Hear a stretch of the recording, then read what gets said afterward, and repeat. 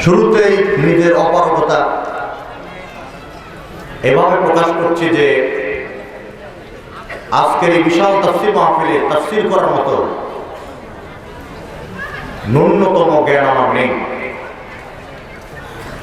তবে আল্লাহর উপরে 100% আস্থা এবং অবিচল বিশ্বাস রয়েছে। ইনশাআল্লাহ তিনি যদি তৌফিক দেন তাহলে পরে কোরআন সুন্নাহর আলোকে কিছুই কথা বলা যাবে। কোনো মানুষের একটি কথা বলার এখতিয়ার নাই আল্লাহ পাকের হুকুম ছাড়া, ঠিক কি না? তো সে আল্লাহর উপরে দৃঢ় বিশ্বাস প্রদর্শন করে অর্পণ করে আমি মহাগ্রন্থ কোরআনুল কারীম থেকে, যে কোরআন হচ্ছে জ্ঞানের আধার, যে কোরআন হচ্ছে জ্ঞানের মহাসমুদ্র, কোরআন হচ্ছে মহাবিশ্বের মহাবিশ্বয়, the complete code of life, the music of success, you can win. কোরআনের মধ্যে যদি আপনি প্রবেশ করেন তাহলে কোরআন এমন একটা জাদু, এ কোরআন আপনাকে উইন তথা জান্নাত পর্যন্ত বিজয় ঘোষণা করবে। তো সেই কোরআন কারীম থেকে সূরা আলে ইমরান এখান থেকে 102 নম্বর একটি আয়াত কারিমা তেলাওয়াত করেছি। সূরাটির ভেতরে টোটাল আয়াত হলো 200টি, রুকু হলো 20টি। সূরাটি নাযিল হয়েছে মদিনায়। সবাই মিলে আওয়াজ দিয়ে আমার সাথে বলেন, সূরাটা নাযিল হয়েছে কোথায়? আরো জোরে, আরেকটু জোরে। শুরুতে আওয়াজ জোরে দিবেন এই জন্য যে যারা রাস্তাঘাটে দোকানপাটে অযথা সময় ক্ষেপণ করছেন তারা যেন বুঝতে পারেন যে মাহফিলে তাফসীর শুরু হয়ে গেছে, ঠিক কিনা? কারণ অনেকে এখনো জানেন মাহফিল হবে না। মঞ্চ উঠেছি কমপক্ষে 100টা কল আমি রিসিভ করেছি, এখনো দিতে আছে। তো শত জল্পনা কল্পনার অবসান ঘটিয়ে যে মহান মুনিব আজকের এই মাহফিলকে কবুল করলেন, সেই মহান মুনিবকে খুশি করার জন্য কোনো বক্তাকে না, মিডিয়াকে না, প্রশাসনকে না, সাংবাদিকবৃন্দকে না, আল্লাহকে খুশি করার জন্য কোরআনের মাহফিলে মুসলমান হিসাবে আওয়াজ দেওয়া দরকার আছে কি না? কথা বলা আছে না নাই? তাহলে বলেন সূরাটা নাযিল হয়েছে কোথায়? আরেকটু বলি, আপনারা জানেন এর আগেও আমি বলেছি মদিনার পূর্ব নাম ছিল ইয়াসরিব। কেউ ছিল না, কেউ জানে না। বিশ্ব নবী দিলেন পদচারণা, ইয়াসরিব হয়ে গেল মদিনা। সেখানে আল কোরআনের আলোক পত্রিকা এবং তার উসওয়াতুল হাসানা দিয়ে একটি সুখী, সমৃদ্ধিশালী, শান্তিকামী ইসলামী সমাজ বিনির্মাণ করেছিলেন, যার ফলশ্রুতিতে পরবর্তীতে মদিনা হয়েছিল সোনার মদিনা। সুতরাং দ্ব্যর্থহীন কণ্ঠে বলতে চাই, র‍্যাব দিয়ে, সিটা দিয়ে, কোবরা দিয়ে, আর্মি দিয়ে, বিজিবি দিয়ে, আনসার দিয়ে, আর রাস্তার মোড়ে মোড়ে মহিলা পুলিশ দিয়ে, বাংলার টেকনাফ থেকে তেতুলিয়া, রূপসা থেকে পাথুরিয়া, বান্দরবন থেকে সুন্দরবন, 1 ইঞ্চি জমিন থেকে সন্ত্রাস, লুটতরাজ, নরপিশাচ, আমার বিশ্বাস বন্ধ করা যাবে না সেই সোনার নবীর আদর্শ সমাজে বাস্তবায়ন না করলে। সুতরাং সেই সোনার নবীর সোনালী সমাজ কায়েম করার আন্দোলনে একজন বলিষ্ঠ কর্মী হতে কারা কারা প্রস্তুত রয়েছেন?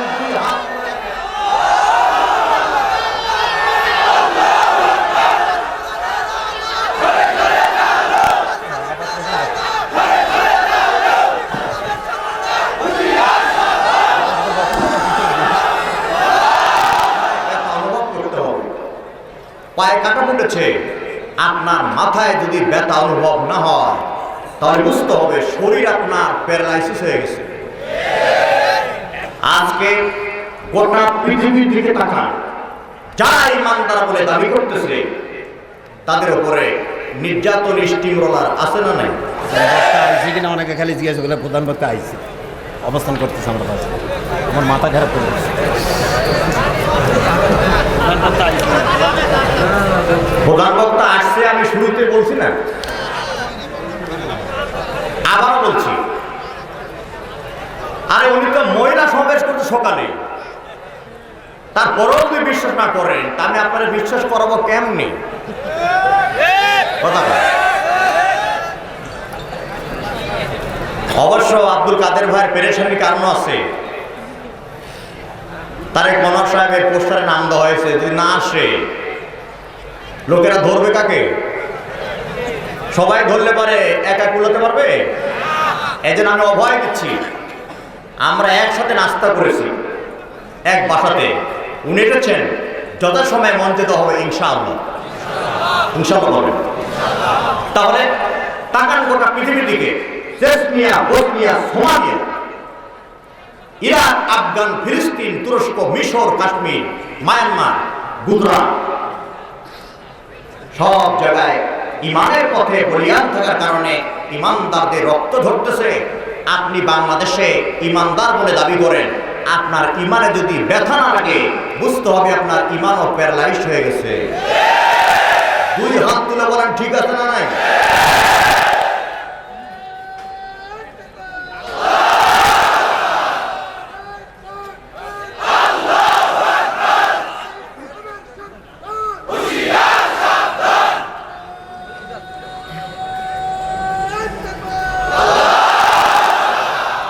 তাহলে পরে জাহান্নামের আগুন থেকে সবাই যেন বেঁচে যায়, সেই বৃহৎ কর্মসূচি আমাদের থাকার দরকার আছে না নাই? তাকান আমাদের ছেলের দিকে, ছেলে আছে দুইটা। এটা আল্লামার প্রতিষ্ঠিত মাহফিল।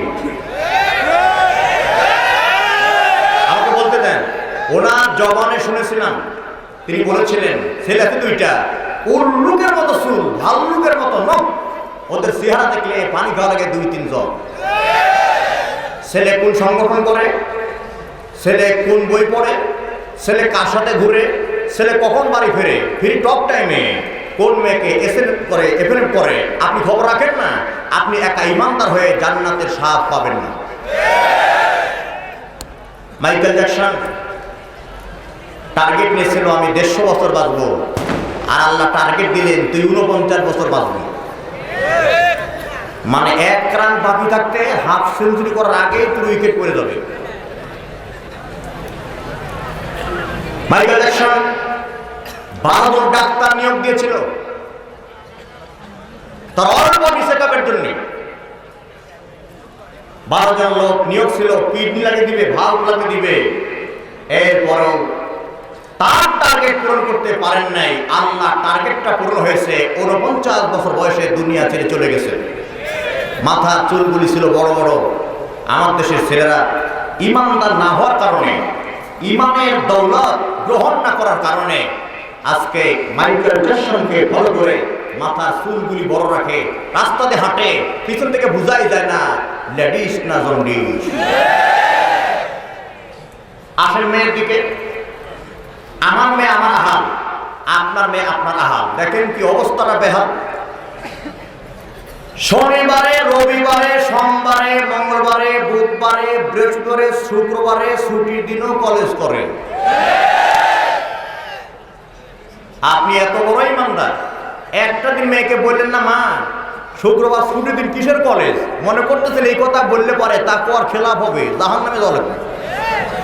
এত বড় তাকওয়াবান আপনি, কিন্তু আপনার মেয়ে শুক্রবারের ছুটির দিনে কলেজ করার নাম করে বাড়ি থেকে বের হয়ে অন্য ছেলের হাত ধরে বটগাছের ছায়ায় বসে চাঁদকে সাক্ষী রেখে বিয়ে বসে। আপনার মেয়ে সাবালিকা হয়ে গেছে, আপনি বলছেন মা দিনদার একটা ছেলে পেয়েছি, আমি এই ছেলের হাতে তোমাকে তুলে দিতে পারলেই আমি চিন্তা মুক্ত হই, মা তোমার বিয়ে দেবো। মেয়ে বলতেছে আব্বা সময় হয় নাই, আমার বয়স হয় নাই, আমার লেখাপড়া আছে না। তার মানে ওই যে মাঝখানে উইকেট পড়ে গেছে। আসেন স্ত্রীর দিকে, স্ত্রী আমার হাল, আপনার স্ত্রী আপনার হাল, নাকি পরের মেয়ে? কথা বলেন। অবস্থাটা কি? গত রাতে বিদ্যুৎ ছিল না, স্টার জলসা মেগা সিরিয়াল দেখতে পারে নাই, সকালে কাজা ঠিকই আদায় করে সারা জীবন নামাজের ধারে কাছে নাই, নাম রাখছে রাবেয়া বসরি। আছে না? তারপরে এই ছেলে এই মেয়ে এই স্ত্রীকে জাহান্নামের আযাব থেকে বাঁচাবার জন্য আপনার প্রচেষ্টা চিন্তা ভাবনা থাকার দরকার আছে না নাই?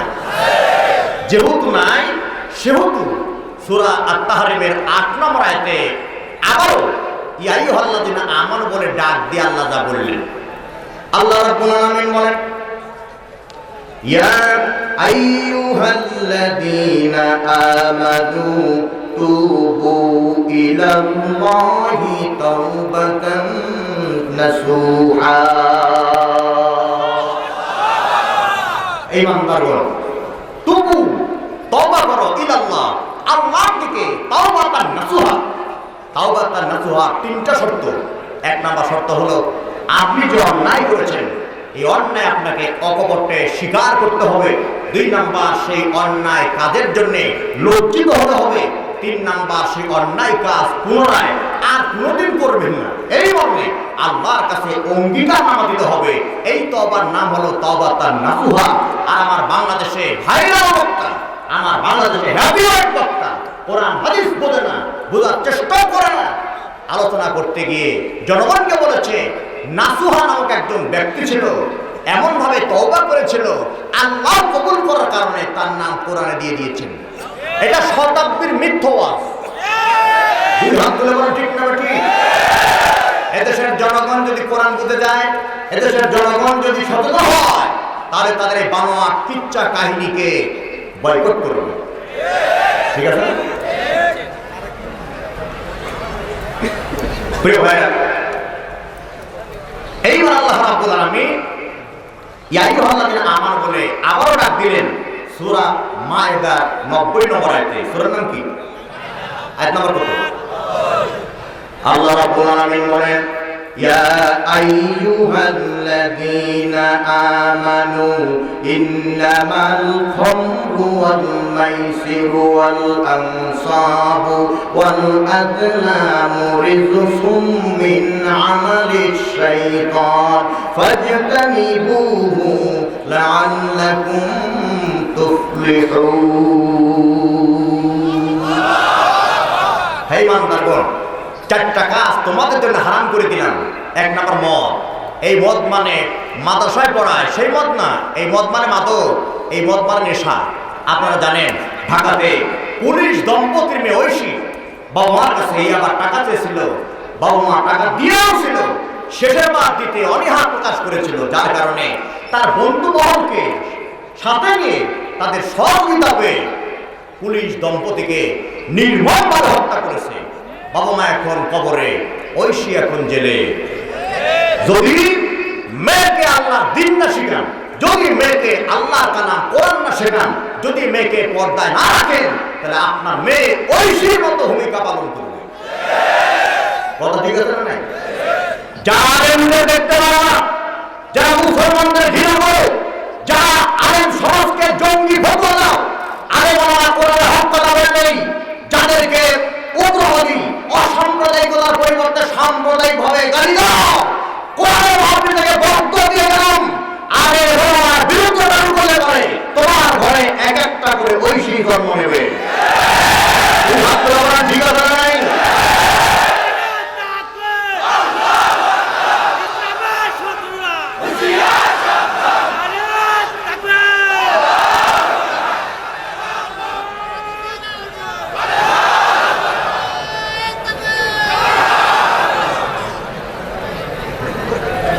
এবার তো মাইন্ড করেছেন নাকি? খারাপ হচ্ছে না? আমার ভাইরা লম্বা করলে শুধু পাবো না, এই জন্য গভীর মনোযোগ। ইমানের ছিল ডক্টর মুর্শিদ, তিনি মিশরের প্রথম নির্বাচিত প্রেসিডেন্ট। অপরাধ ছিল একটা, আল্লাহর প্রতি মানা না। তাই জালেম গোষ্ঠী স্বৈর শাসক তাকে জেলখানায় বন্দী করল। মৃত্যুর পূর্বে কারা কর্তৃপক্ষের কাছে একটা আল্লাহর কালাম কোরআন চেয়েছিল, এই কারা কর্তৃপক্ষ তোমরা মেহেরবানি করে আমাকে একটা কোরআন দাও, আমি কাগজে লেখা কোরআন একটা চোখে দেখতে চাই। কারা কর্তৃপক্ষ ডক্টর মুর্শিকে আল্লাহর কালাম কোরআন দেখতে দেয় নাই, তিনি মন খারাপ করেন নাই। তিনি বলেছিল তোমরা আমাকে কাগজের লেখা কোরআন দেখতে দিলে না, এতে সামান্য আমি বিব্রত বোধ নই। তোমাদের জানা উচিত 30 পারা কোরআন আমার মুখস্থ, আমি হাফেজ কোরআন। সুবহানাল্লাহ। Doctor Afia Siddiqa neuro scientist, PhD holder, হাফেজা কোরআন। 2003 সালে কিডন্যাপ করা হলো। 2008 সালে পাওয়া গেল ওই আমেরিকার চরিত্রহীন কিছু লম্পট বকাটেরা উপর্যপরি তাকে গণধর্ষণ করল, বিবস্ত্র করে কোরআনের পাতাগুলি তার সামনে ফেলে দিল। ডক্টর আফিয়া সিদ্দিকা এরপরও যখন ইমানের পথ ছেড়ে যায় না, তখন আমেরিকার এক সৈন্যকে হত্যার অভিযোগে আমেরিকার আদালতে মামলা হয়ে গেল।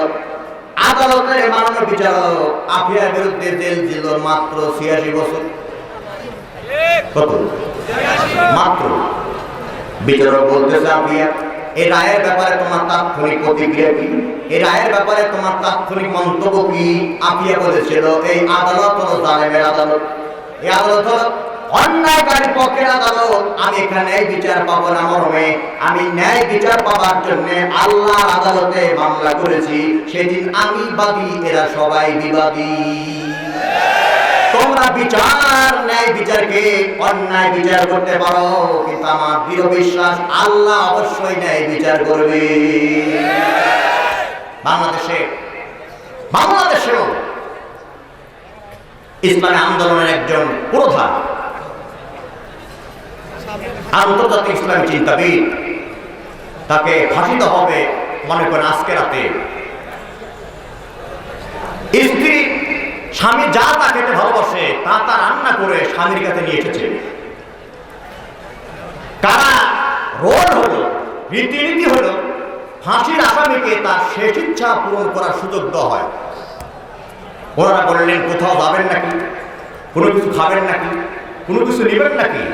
তিনি স্ত্রীকে এবং এই কারা কর্তৃপক্ষকে বলে দিলেন আমি কোথাও যেতে পারবো না, কোনো কিছু খেতেও পারবো না, নিতেও পারবো না। ওই স্ত্রী, তোমার হাতে সুস্বাদু খাবার বউ খেয়েছি, আজকে তোমার খাবারকে প্রত্যাখ্যান করছি। তার কারণ হলো আমি আজকে রোজা রেখেছি, আমি ফাঁসির কাষ্টে ঝুলে শহীদ হয়ে আল্লাহ জান্নাতে গিয়ে ইফতার করতে চাই। এর বলে মুমিন, এর বলে ইমানদার। কথা ঠিক আছে না? আলেমদেরকে জঙ্গি, সাম্প্রদায়িক এটা বলতেছো? ভারতের বাপে মসজিদ তোমরা তখন ভেঙেছ। ভারতের হিন্দুরা সংখ্যাগরিষ্ঠ ছিল, কিন্তু আমরা বাংলাদেশে মুসলমানরা সংখ্যাগরিষ্ঠ।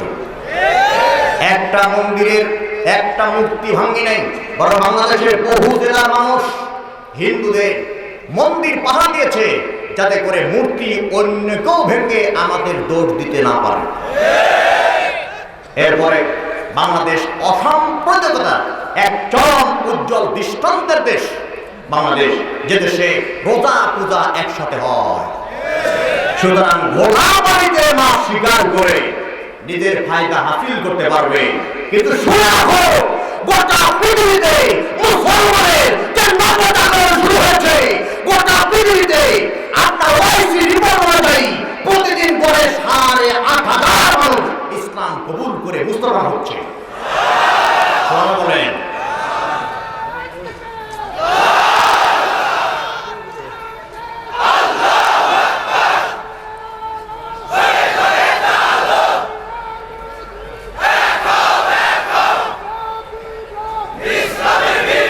পরিষ্কার ভাবে বলতে চাই, শোনেন, সময় খুব কম ভাইজান, খুব সময় কম। প্রয়োজনে কিছু কথা আমাকে বলতে হবে। বিধি বিধি তুমি বলে দাও, আমি কার? রাকিবে না নাসিরে? কথা বল। মাঠে টেস্ট ম্যাচ খেলো আর মাঠের বাইরে টি-20 খেলো। কথা বলেন। সরকার তাকে বেতন দেয়, বেতনের টাকা ঘুরাবার জায়গা নাই। অকাম কুকাম করে বেড়ায়। আজকে তাসলিম মাহফিল থেকে প্রশাসনের ভাইয়ের থেকে তাকে নোট করে নেন। প্রধানমন্ত্রী তাহাজ্জুদের নামাজ পড়ে তার কার্যক্রম শুরু করেন, তিনি মুসলমান ইমানদার। সুতরাং ওর ব্যাংক অ্যাকাউন্ট জব্দ করে মাসিক ভাতা কমিয়ে দিয়ে এদেশের সুবিধা বঞ্চিত আলেম, এদেশের সুবিধা বঞ্চিত ইমাম মুয়াজ্জিনদেরকে বেতন দিলে পরে নামাজ পড়ে ইমাম সাহেব দোয়া করবে, বঙ্গবন্ধু জান্নাত চলে যাবে। সেই তামিমা নাসিরের এই হলো এই বউ তামিমা, নাম কি? আরে কি সুন্দর নাম, তামিমা। সে কথা বলতেছে তাসলিমা নাসরিনের সুরে, তাসলিমা নাসরিনের সুরে কথা বলতেছে। সে বলতেছে পুরুষ মানুষ 4টা বিয়ে করলে পরে নারীরা পারবে না কেন? তুমি তেমনি পাইতো 4টা কেন? তোমার তো উন্মুক্ত, যত পারো। কতক্ষণ? আরে যন্ত্রণা ভাই।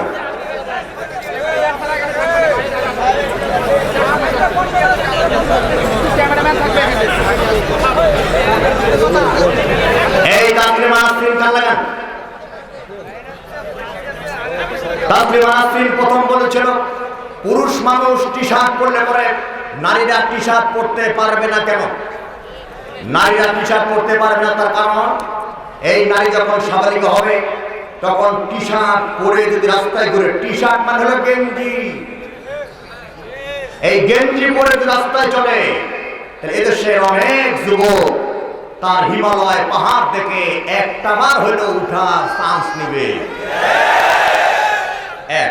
2 নম্বর তাসলিমা নাসরিন বলল পুরুষ মানুষ 4টা বিয়ে করলে পরে আমরা নারীরা 4টা বিয়ে করলে অপরাধ কোথায়? কোরআনে বলা হয়েছে মাসনা সুলাসা ওয়া রুবা ওয়া ইন খিফতুম আল্লাহ তা'দিলু ফাওয়াহিদা। বিয়ে করো 2টা, বিয়ে করো 3টা, বিয়ে করো 4টা, একটা বিয়ের কথা নাই। অনেক পরে ওয়া ইন খিফতুম আল্লাহ তা'দিলু ফাওয়াহিদা, যদি মনে করো 2টা 3টা 4টার মধ্যে সমতা রক্ষা করতে পারবে না তাহলে বুড়ি নিয়ে জীবন কাটাও। কথা বলেন। পুরুষ মানুষ 4টা বিয়ে করলে পরে কোন স্ত্রীর ঘরে প্রবেশ করেছে, কোন স্ত্রীর গর্ভে কোন সন্তান জন্ম নিয়েছে হিসাব রাখতে পারবে। নারী যদি এনি টাইম 4টা স্বামী গ্রহণ করে কোন স্বামীর দ্বারা গর্ভবতী, কোন স্বামীর কোন সন্তান হিসাব রাখতে পারবে না। এই জন্য নারী তোমার ইচ্ছা থাকলেও তুমি 4টা বিয়ে করতে পারবে না। এই তাসলিমা নাসরিন পরবর্তীতে বলল সাকিব আল হাসান ক্রিকেটার, সাকিব আল হাসান ক্রিকেটার ভারতের কালী পূজা উদ্বোধন করলো, এতে মুসলমান খেপে গেল। মুসলমানের খেপা খেপির কোনো কারণ নেই তো। মুসলমান যখন ঈদ আসবে তখন ভারত থেকে একজন হিন্দু নিয়ে গিয়ে মুসলমানের ঈদ উদ্বোধন করে দিলেই তো ভেজাল মিটে যাবে। সর্বশেষ যে কথা বলল সেই কথা আবার সেই কথাটা হলো সে বলতেছে যে মুহাম্মদ সাল্লাল্লাহু আলাইহি ওয়াসাল্লাম যে মাসে জন্ম নিয়েছে আমিও সেই মাসে জন্ম নিয়েছি, তাহলে মুহাম্মদ নবী হলে আমি কি? আরে তুমি নবী হলে ইমামতি করা লাগবে, অবশ্য তুমি ইমাম হলে মুসল্লি বেড়ে যাবে। কথা কথা দুঃখ লাগে 90% না 92% মুসলমানের দেশে ঢাকা বিশ্ববিদ্যালয়ের কুলাঙ্গার জিয়াউল হাসান বলল কাবা ঘর একটা মূর্তি।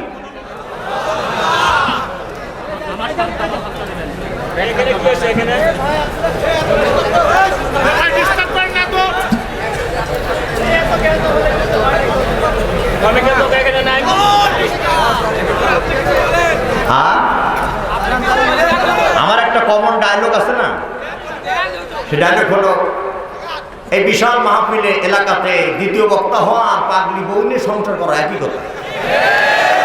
এগুলি সব ম্যানেজ করে চলতে হয় আমাকে, অসুবিধা হয় না। অটোতে গরিবের বউ সবার ভাবি, কথা কয় না। আমি আব্দুল কাদের ভাইকে বলবো আমার বক্তব্য ব্রেক দিয়ে আব্দুল রাজ্জাক মোল্লা সাহেবকে দেওয়া হয়েছে, আপত্তি করিনি। মেয়ের মহোদয়কে দিয়েছেন, আমি সমস্যা করিনি, কিন্তু আমার লস টাইম তো দিবেন নাকি? 10টা মিনিট পরে যদি প্রধান বক্তা আসে চলে যাবেন? তুই হাত ধরে রাখা। এই জন্য আগে দিব এই দেবো।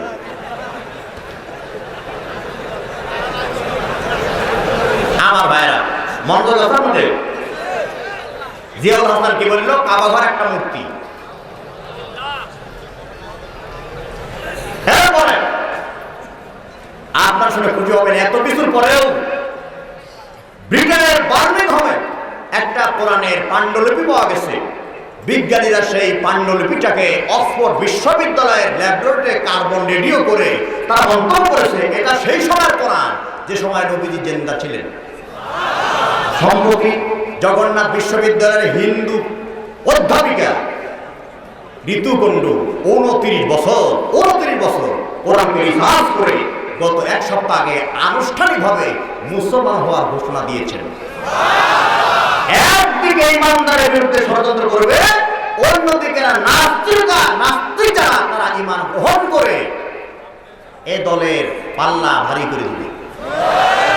কথা ঠিক আছে না? আমার বন্ধুগণ, গভীর মনোযোগ কথা বলছিলাম সূরা আল ইমরানের 102 নম্বর আয়াতের আলোকে। এখানে দুটি বিষয়ে বক্তব্য দেওয়া হয়েছে। 1 নাম্বার, ইয়া আইয়ুহাল্লাযীনা আমানু, হে ঈমানদারগণ। আর এই জাতীয় আয়াত আছে কোরআনে কত জায়গায়? 89। আল্লাহ পাক বলছেন সূরা মায়েদা 90 নম্বর আয়াতে, নিশ্চয় মদ এটা হারাম। কেন?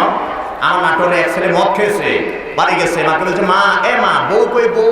মা বলছে কেন, বউ তোর ঘরে। এখন ছেলে বলছে না তুই বউ। কেন বলতেছে? মদ খেলে পারে মস্তিষ্কের বিকৃতি ঘটে, কোনটা মা কোনটা বউ চেনা যায় না। এই জন্য আল্লাহ মদকে করেছেন হারাম ঘোষণা। 2 নাম্বার, মাইসি জুয়া আছে না, এটা আল্লাহ হারাম করেছেন, ব্যাখ্যা দেওয়ার সুযোগ নেই ভাইজান। 3 নাম্বার, এখন যদি সত্য কথা কই তাহলে পিঠের উপরে যাবে মূল। সেটি হচ্ছে এই আনসাব মানে হলো মূর্তি। আমার বন্ধুগণ, এই মুক্তির পক্ষে বিপক্ষে বহু কথা হয়ে গেছে। আল্লামা মামুনুল হক সাহেব হুঙ্কার দিলেন, কিন্তু কিরিদের টিকে থাকতে পারলেন না। মামুনুল হক সাহেবকে শ্রদ্ধা দিয়ে বলতে চাই, সংগঠন ছাড়া, সংগঠনের মজবুতি ছাড়া কোন আন্দোলন সফলতার দ্বার প্রান্তে পৌঁছায় না। ঠিক না ঠিক?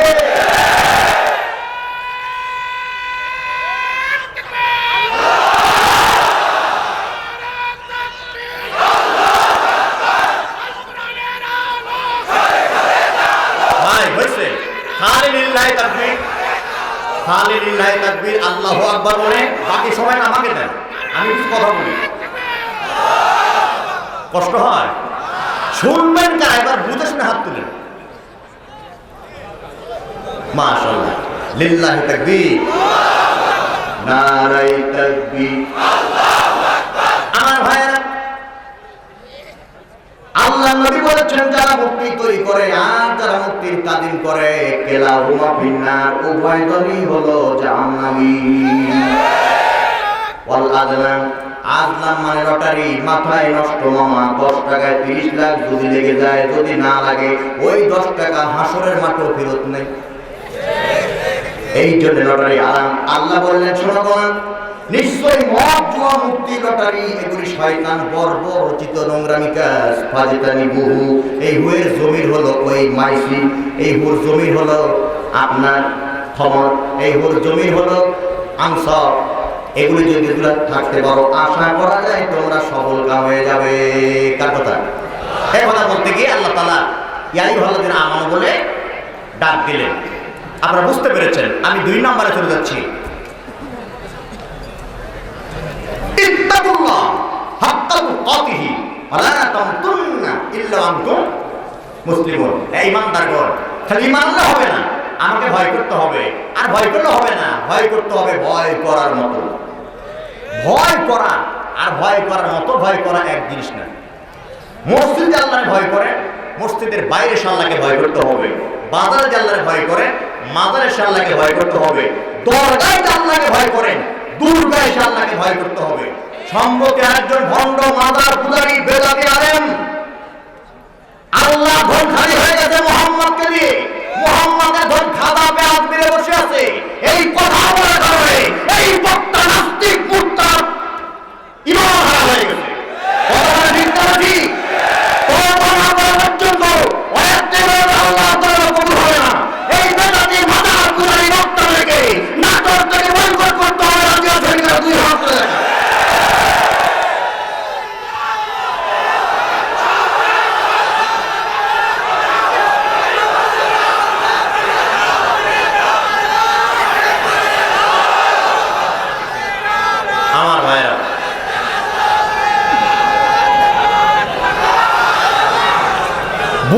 আপনারা পারেন, বুঝেছি, সময়টা আমারে দিয়ে দেন। আমার ভাইয়েরা, আমরা বললাম আল্লাহ তোমাকে ভয় করলে পারে লাভ কি? বাঙালি বিনা লাভে তুলা বহন করে না এবং মাগনা পেলে আত্মাটা ছাড়ে না। তোমার ভয় করে লাভ কি? আল্লাহ পাক বললেন আমাকে যারা ভয় করার মতো ভয় করবে আমি আল্লাহ তাদের 5টা পুরস্কার দিয়ে দেব। কয়টা? 5টা পুরস্কার দিব। 1 নাম্বার পুরস্কার হলো আন্নাল্লাহা মাআল মুত্তাকিন, আমি আল্লাহ মুত্তাকিদের সঙ্গী হয়ে যাব। 2 নাম্বার ইন্নাল্লাহা ইউহিব্বুল মুত্তাকিন, আমি আল্লাহ মুত্তাকিদেরকে ভালোবাসবো। 3 নাম্বার ওয়া মান ইয়াত্তাকিল্লাহা ইয়াজআল লাহু মাখরাজা, মুত্তাকিদের বিরুদ্ধে যত ষড়যন্ত্র হবে আমি আল্লাহ সব বেড়াজাল ছিন্ন করে তাদের বাঁচাবার জন্য আলাদা প্ল্যাটফর্ম তৈরি করে দিব। 4 নাম্বার আল্লাযিনা আমানু ওয়া কানু ইয়াত্তাকুন লাহুমুল বুশরা ফিল হায়াতিদ দুনিয়া ওয়া ফিল আখিরাহ লা তাবদীলা লিকালিমাতিল্লাহ যালিকা হুয়াল ফাওজুল আযীম। যারা নাকি আল্লাহর প্রতি ঈমান আনবে, আল্লাহরে ভয় করবে, আল্লাহ বলে ইহকাল পরকাল তারা সফল কাম হবে। লা তাবদীলা লিকালিমাতিল্লাহ, আমি আল্লাহর বাক্য পরিবর্তন হয় না, এটা তাকওয়াবানদের জন্য সবচাইতে বড় সফলতা। 5 নাম্বার ইন্নাল মুত্তাকিনা ফি মাকামিন আমিন, মুত্তাকিদের জন্য রয়েছে নিরাপত্তার জায়গা। তাফসীরে কাছে দেখলাম নিরাপত্তার জায়গা মানে হলো আল্লাহর বিশাল জান্নাত। জোরে বলুন সুবহানাল্লাহ। এখন আপনারা বলেন তো, দিন যতই দেখেছে আল্লাহর ভয় আমাদের কমতেছে না বাড়তেছে? কথা বলেন, কমতেছে না বাড়তেছে? বুঝবেন কিভাবে? আগে মানুষ দুধের মধ্যে পানি মিশাতো, আর এখন মানুষ পানির মধ্যে দুধ মিশায়। তার মানে হলো আগে দুধের পরিমাণ বেড়েছিল, পানির পরিমাণ কম ছিল। দিন যতই যেতেছে পানির পরিমাণ বেড়েই যেতেছে, দুধের পরিমাণ কমে যাচ্ছে। এতে বোঝা গেল আল্লাহর ভয় কমতেছে না বাড়তেছে। আমার বন্ধুগণ, এখন আল্লাহর ভয় শুধু কি পুরুষ মানুষ করলে হবে নাকি মেয়েদেরও করা লাগবে? বনপাড়ার বিশাল মাহফিলে প্রজেক্টরের মাধ্যমে হাজার হাজার মা বোন যারা বক্তব্য শুনতেছো, আমি 3টা ডায়লগ দিব। 1 নাম্বার ডায়লগ হলো এই বনপাড়াতে ডাবের দিকে তাকাও, ডাবের দিকে। একটা ডাবের যখন যৌবনকাল তখন এই ডাবের বাজার মূল্য 60 টাকা। আবার কয়েকদিনের ব্যবধানে ডাব যখন নারিকেলে পরিণত হয়ে যায় তখন 60 টাকায় 1 জোড়া পাওয়া যায়। সুতরাং আমার মা বলে না, যৌবন আছে রূপ আছে বলে অহংকার করো না। মনে রেখো নারিকেলের মতো পরিণত হতে তোমার বেশি দেরি লাগবে না। 2 নাম্বার ডায়লগ হলো এদেশে শিয়ালগুলি চায় মুরগিরা সব স্বাধীন হোক, কারণ শিয়াল জানে মুরগি স্বাধীন হলে লাভ আমাদের। এদেশের লুচ্চ কোয়ালিটি চরিত্রহীন কিছু মানুষ সাথে তারা চায় নারীরা বেপরদা রাস্তায় বের হোক, কারণ নারীরা বেপরদা রাস্তায় বের হলে লাভ আমাদের। কিন্তু নারীদের সর্বনাশ নিজেরা বোঝে না। এজন্য আল্লাহ কোরআনে করছে ঘোষণা, আমি করতেছি তার ধারা বর্ণনা। ওয়াকারনা ফি বুয়ুতিকুন্না ওয়ালা তাবাররাজনা তাবারুজাল জাহিলিয়াতিল উলা। হেরার সমাজ বিগত কালের চরম জাহেলিয়াতের মতো হাঁটা কাটা বদল কাটা নাভি নিচে পাতলা শাড়ি পরে লীলায়িত ভঙ্গিতে পরপুরুষের মন মস্তিষ্ক জয় করার জন্য জেনে তো রাস্তায় চলবা না। রাস্তা যখন চলবা একটা চাদর দিবা অথবা বোরকা দিবা।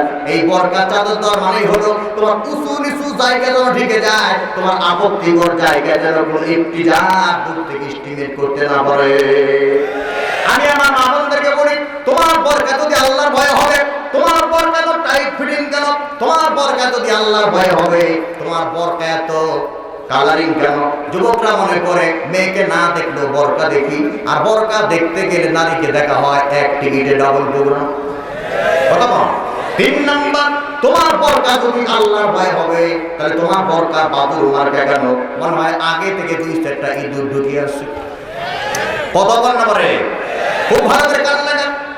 এই যে আসা ঠ্যাং ভাঙা ঠ্যাং ভাঙা ঠ্যাং মারা, এরা পুরো পুরুষকে দেয় না টাকা, কারণ তারা জানে পুরুষকে দিলে টাকা ওরা কিস্তি না দিয়ে চলে যাবে ঢাকা।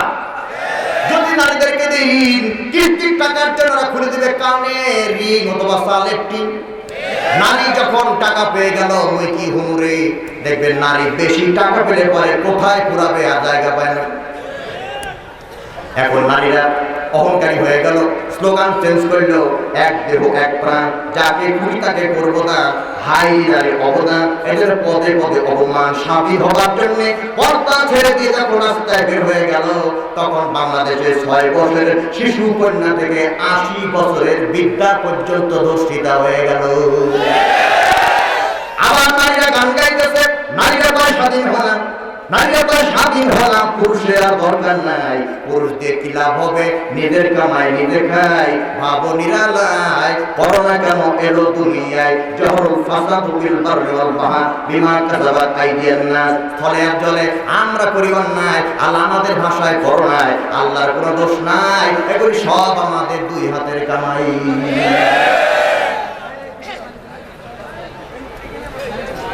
বাংলাদেশের যে বক্তার ইঞ্চি কম, ওই বক্তার মার্কেট বেশি, ডিমান্ড বেশি। এই বিশাল মাহফিলে তোমার জায়গা হলো না, তোমার ইঞ্চি ছোট।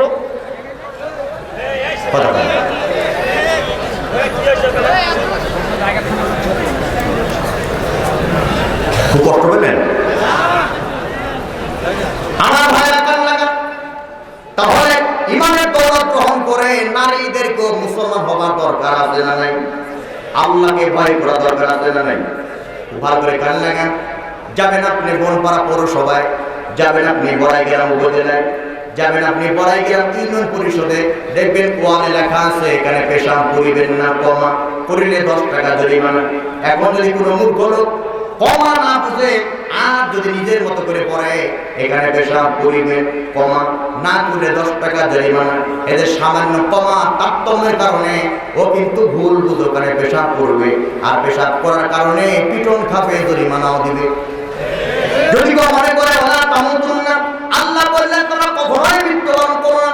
আল্লাহ বলেন ইল্লা আনতুম মুসলিমুন, মুসলমান না হয়ে যদি মৃত্যুবরণ করে তাহলে পরে নাস্তিক হয়ে সে কবরে গেল, বিনিময় কবরে তার পিটনের ব্যবস্থা আছে।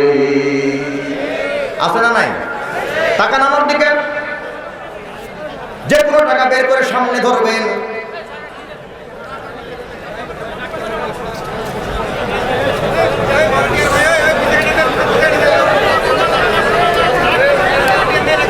পিছনে মানে পরে আসলে পরে বলবেন। এখন যারা আগে গেছেন তাদের যদি আপনি ক্ষমতার অপব্যবহার কথা বলেন,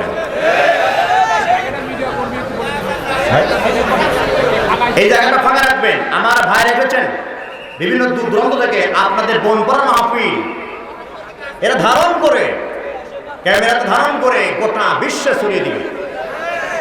আলহামদুলিল্লাহ। এই জায়গাটা মেহেরবানি করে ফাঁকা রাখেন ভাই। আরে ঘর সাজাতে যদি ফজর হয় তো বাসর হবে কখন?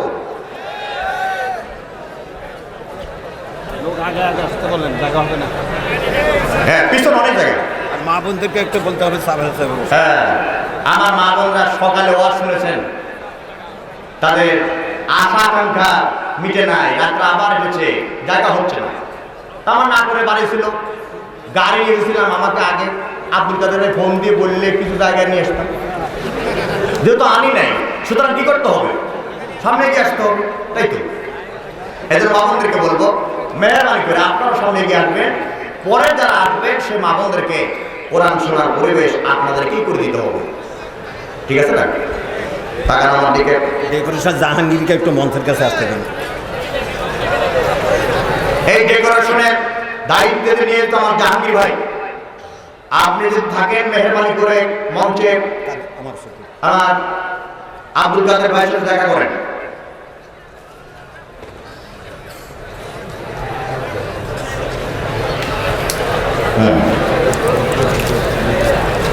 শেষ, আমি শেষ, জীবন্ত শহীদ।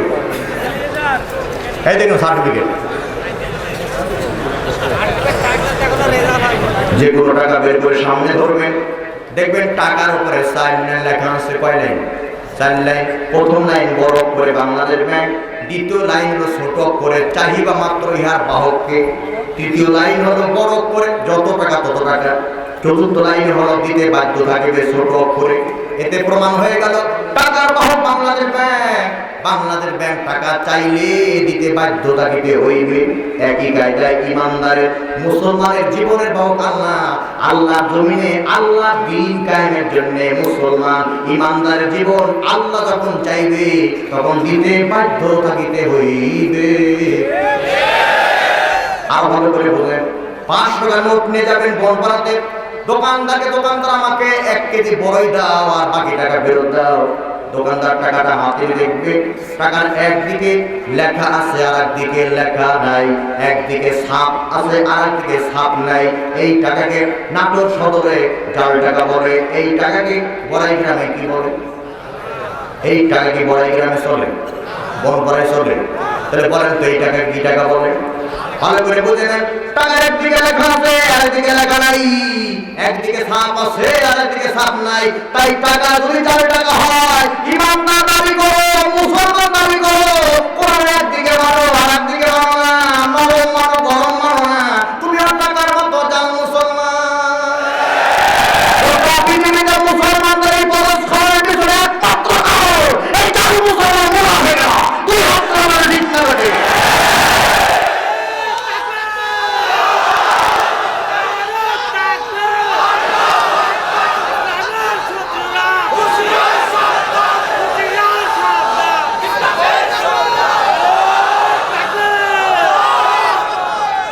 একটা ডেট করবেন, আলাদা ডেট করবেন, ওই দিন শুধু আপনাদের তাকবীর শুনবেন, আজকে ওয়াজ শুনবেন, ঠিক আছে না?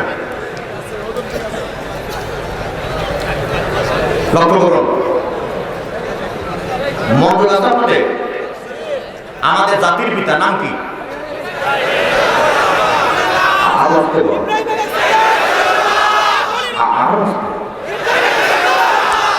দলিল আল্লাহ পাক বলেন আসলিম, সারেন্ডার করো, আত্মসমর্পণ করো। কার কাছে করবো, কেন করবো? দেরি করি, পরে করি, না করলেই কি কোনো ওজর, কোনো আপত্তি, কোনো বিভ্রান্তি না হয়ে তিনি জবাব দিয়েছিলেন আসলামতু লিরাব্বিল আলামিন। বিশ্বের প্রতিপালক আল্লাহর কাছে পরিপূর্ণভাবে আত্মসমর্পণ করলাম। আল্লাহ কয় মিল্লাতা আবিকুম ইব্রাহিম হুয়া সাম্মাকুমুল মুসলিমিন, আমি তোমাকে মুসলিম জাতির পিতা বানিয়ে দিলাম আর তিনি আমাদের নাম রেখেছেন মুসলমান। মাথায় টুপি দিলে, মুখে দাড়ি থাকলে আর হিয়া বড় একটা পাঞ্জাবি জুব্বা গায়ে দিলেই মুসলমান হওয়া যায় না। আল্লাহ মাফ করুন, আমি টুপি দাড়ি জুব্বার বিরোধী নই, কিন্তু দুঃখ লাগে তখন দাড়ি টুপি জুব্বা পরিহিত ব্যক্তি মুনাফিকি করে তখন। বুঝবেন, আব্দুল্লাহ উবাই ইবনে সুলুল ইন্তেকাল করেছে, তার প্রেতাত্মারা মরে নাই, এরাই তাদের গ্রুপের লোক, ঠিক আছে? আর বন্ধুগণ, গরুর গোশত খাইলেই মুসলমান হওয়া যায় না। গরুর গোশত খাইলে যদি মুসলমান হওয়া যেত তাহলে শকুনে আমার সাথে আপনার সাথে বেশি গরুর গোশত খায়, শকুনের 14 গোষ্ঠীতে কোনো মুসলমান নেই। 10 বছর পর আদমশুমারি হয়, সে আদমশুমারিতে আমার নাম মুসলমান, ইউনিয়ন পরিষদে গেলে পরে আপনার নাম আমার নাম নিবন্ধন হয় মুসলমান হিসাবে, কিন্তু মুসলমান নামের মূল ভলিউম আল্লাহর কাছে ডায়াল করে দেখা যাবে আল্লাহর মূল ভলিউমে মুসলমান হিসাবে আমার আপনার নাম আজও নিবন্ধন হয় নাই। কথা ঠিক আছে? আমার গভীর মনোযোগ, আমি কথা বলছিলাম ইয়া আইয়ুহাল্লাযিনা আমানু ইত্তাকুল্লাহ হাক্কা তুকাতিহি ওয়া লা তামুতুন্না ইল্লা ওয়া আনতুম মুসলিমুন। হে ঈমানদারগণ, আল্লাহরে ভয় করার মতো আর তোমরা মুসলিম না হয়ে, মুসলমান না হয়ে মৃত্যুবরণ করো না। ইসলাম এইটা লিখতে ইংরেজি 5টা অক্ষর লাগে। 1 number I, 2 number S, 3 number L, 4 number A, 5 number M. আইতে আই, এসতে সারেন্ডার, এলতে ল, এতে আল্লাহ, এলতে মুহাম্মদ। অর্থাৎ যে নিজেকে মুসলমান বলে দাবি করবে, আল্লাহ এবং তার রাসূলের আইনের কাছে পরিপূর্ণ আত্মসমর্পণ করা লাগবে। আমার বন্ধুগণ, আল্লাহ নবী ডাক দিলেন, আমি নবী পরীক্ষা করতে চাই চাই কারা নির্ভেজাল ইমানদার। আমি যদি পরীক্ষা করতে চাই যে কারা খাঁটি মুসলমান, ওদের ময়দানে জিহাদের জন্য ডাক দিলেন। বাবাও রেডি, ছেলেও রেডি। বাবার নাম যাবে, ছেলের নাম হলো আব্দুল্লাহ। বাবা যাবে বলছে আব্দুল্লাহ, আমার বয়স হয়ে গেছে, আমি মুরব্বী, আমার উপরে বয়স কত হবে, আমি কখন ইন্তেকাল করি, আমার মন চায় আমি খাঁটি মুসলমানের পরিচয় দেওয়ার জন্য একটু জিহাদের ময়দানে যাব। যদি আমি জীবনটা অপর দিতে পারি, আল্লাহর দরবারে শহীদ হিসাবে পরিগণিত হব। ছেলে বলছে আব্বাজান, ডিজিটাল যুদ্ধ, এই যুদ্ধের অনকৌশল আপনি বুঝবেন না, আপনার যাওয়া ঠিক হবে না, আমি যাব। বাবা যাবে বলতে, ছেলে রে যতই ফতুয়া দাও না কেন, জিহাদের ময়দানে কিন্তু আমি যাব। পরিশেষে যাবে, জিহাদের ময়দানে যাবে। যার আগে ছেলেকে দুইটা নসিহত করলেন। এক নাম্বার, আমার 9টা কন্যা। কয়টা? আরে এইদিকে ব্লক করবেন ভাই, এইগুলো লোক ঢুকলে মেলতে পারবেন না, এটা খুব খারাপ। এই দুই সাইড থেকে ঢুকতে দিলেন মানুষকে।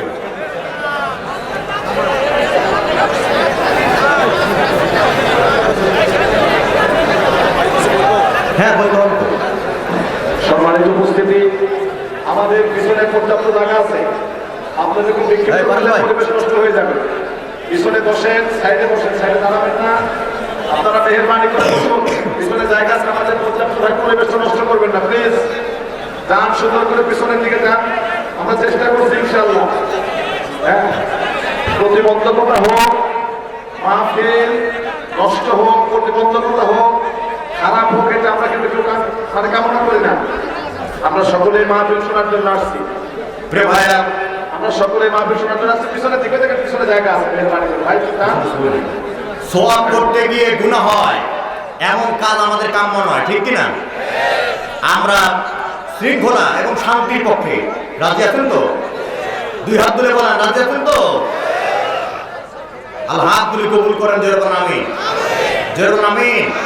এই পর্যায়ে আমাদের মাহফিলে হাজির হয়েছেন আজকের মাহফিলে সুনামগঞ্জ সভাপতি, যিনি এই অত্র উচ্চ বিদ্যালয়ের প্রধান শিক্ষক, অত্যন্ত নম্র ভদ্র এবং এই মাহফিলের প্রতি আন্তরিক, যিনি সুদৃষ্টি রাখেন। করোনার উপহার দিয়ে এই ময়দানকে বন্ধ রাখতে পারতেন, কিন্তু কোরআনের জন্য উন্মুক্ত করে দিয়েছেন। যিনি কোরআনের জন্য এত বড় স্যাক্রিফাইস করলেন, আল্লাহর জন্য স্যাক্রিফাইস করে তার জান্নাত দিয়ে দেন। আমি লম্বা না করি, প্রিয় ভাইরা, আমার 9টা কন্যা, এই 9টা কন্যাকে দেখভাল করবে। আর 2 নাম্বার, জীবন চলার পথে যদি সমস্যায় পড়ে যাও, তাহলে সমাধানকারী হিসাবে বিশ্ব নবীর কাছেই যাবে। হযরত যাবেন, জিহাদের ময়দানে গেলেন মুসলমান হিসাবে স্বীকৃতি নিয়ে, ইমানি দৌলত নিয়ে অকপটে বাতিলের বিরুদ্ধে লড়াই সংগ্রাম করতেছিলেন। কাফেরের তরবারির আঘাতে যাবের উহুদের ময়দানে শহীদ হয়ে গেলেন। ছেলের কাছে খবর গেছে, ছেলে কান্নাকাটি করতেছে। আল্লাহর নবী ছেলেকে শান্ত করার জন্য বলেছে, রে মনে করো তোমার বাবা দুনিয়াতে কষ্টে আছে, এটাই কি তোমার জন্য ভালো, না তোমার বাবা শহীদ হিসেবে জান্নাতে গেল সেটাই তোমার কাছে ভালো? হযরত আব্দুল্লাহ বলছেন, নবীজি আমার বাবা যদি শহীদ হয়ে জান্নাতে যায়, আর যদি শহীদের মর্যাদা পায়, মুসলমানের সার্টিফিকেট পায়, ইমানি দৌলত যদি গ্রহণ করে দুনিয়া ছাড়তে পারে, আমার জন্য এটাই সবচাইতে সৌভাগ্যের বিষয়, আনন্দের বিষয়।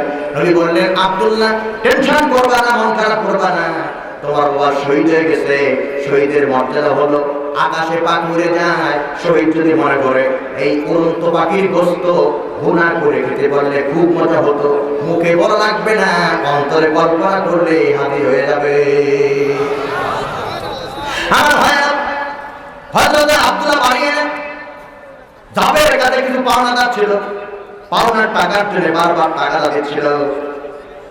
বেকায়দায় পড়ে গেলেন নবীজির কাছে। নবী গো, আমার পাওনা, আমার বাবার কাছে কিছু পাওনাদার ছিল, পাওনার টাকার জন্য বারবার টাকা দিচ্ছে, কিন্তু আমি পাওনা পরিশোধ করে দেব এমন কিছু তো আমার বাবা রেখে যায় নাই, কি করবো? আল্লাহ নবী বললেন, আব্দুল্লাহ সব পাওনাদারদেরকে একদিনে বাড়ি ডাকো, ওই দিন আমি নবী তোমার বাড়ি যাব।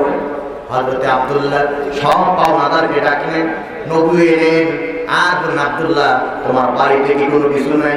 বলেন, হুজুর আছে কয়েকটা খেজুর। নবীজি বললেন, যাও নিয়ে আসো। হযরত আব্দুল্লাহ ঘরের মধ্যে প্রবেশ করে সামান্য কিছু খেজুর নিয়ে আসলেন। বিশ্বনবী পকেট থেকে রুমাল বের করে রুমালটা হাতে রাখলেন আর বলেন, যাবের রে বিসমিল্লাহ বলে খেজুরগুলি আমার রুমালে রাখো। হযরত আব্দুল্লাহ বিসমিল্লাহ বলে কয়েকটা খেজুর এই রুমালে রাখলেন।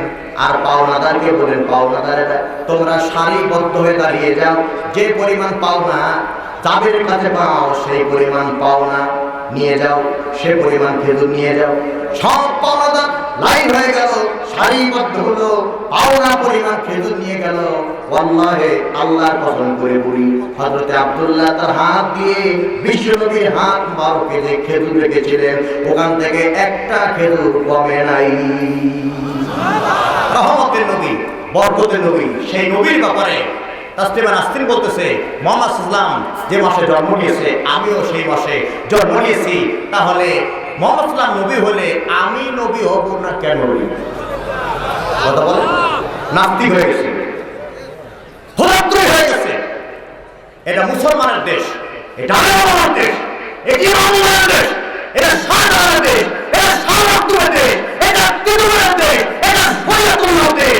এই দেশে ইমানি চেতনাতে আঘাত করবে, আর আঘাত করার পরে সেই নাস্তিক জীবন থাকবে। সেই মানসিকতা মুসলমানের নয়, স্তরে মুখরিত করে তাসলিমা নাসরিনের মতো যারা এগুলোকে ব্যঙ্গ করবে তাদেরকে এই দুনিয়া থেকে বিতাড়িত করা হবে। তুই হাত তুলে বলে, ঠিক আছে না?